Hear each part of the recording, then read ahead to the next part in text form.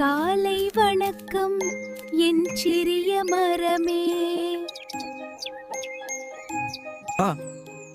நீ நல்லா வளரணும், சரியா?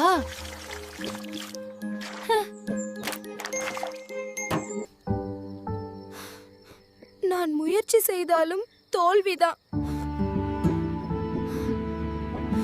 நான் முயற்சி செய்தாலும் தோல்விதான்.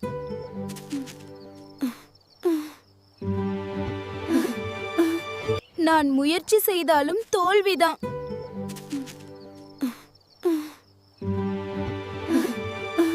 நன்றாக முயற்சி செய்தாய் கார்த்திக். நன்றி ஆசிரியரே.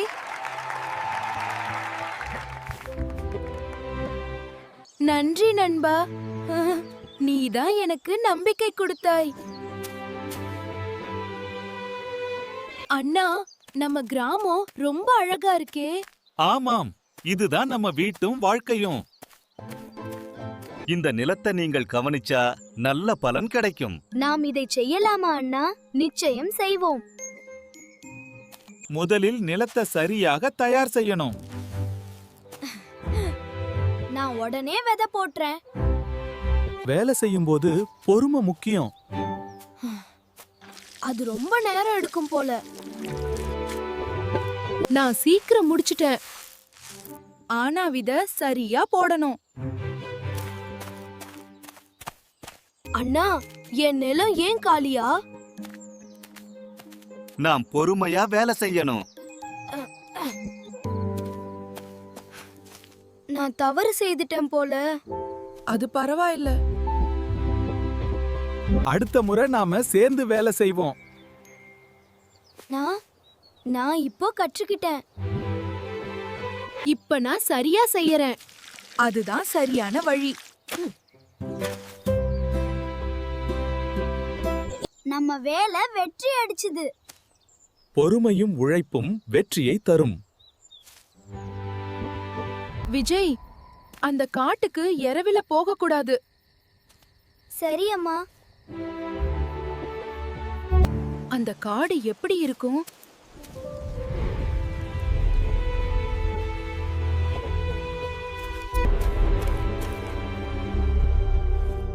இங்க ரொம்ப அமைதியா இருக்கே.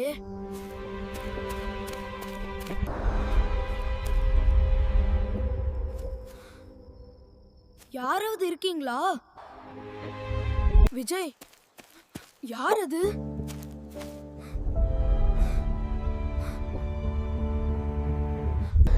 விஜய்,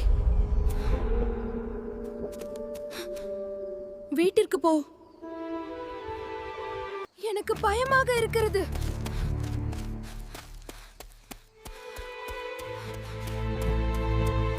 விஜய், நீ எங்க போனாய்? அம்மா, நான் காட்டுக்குள் போயிருந்தேன்.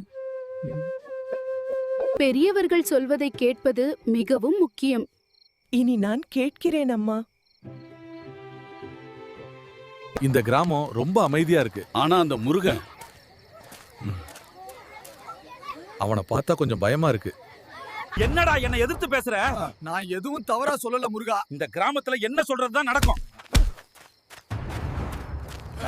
அவன் ரொம்ப ஆபத்தானவனா மாறிட்டான். அவன் இப்ப உண்மையிலேயே அரக்கன் மாதிரி நடக்கிறான்.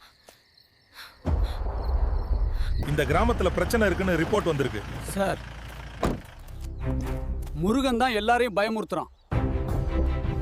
முருகன், நீங்க செய்த குற்றங்கள் பற்றியெல்லாம் எனக்கு தெரியும்.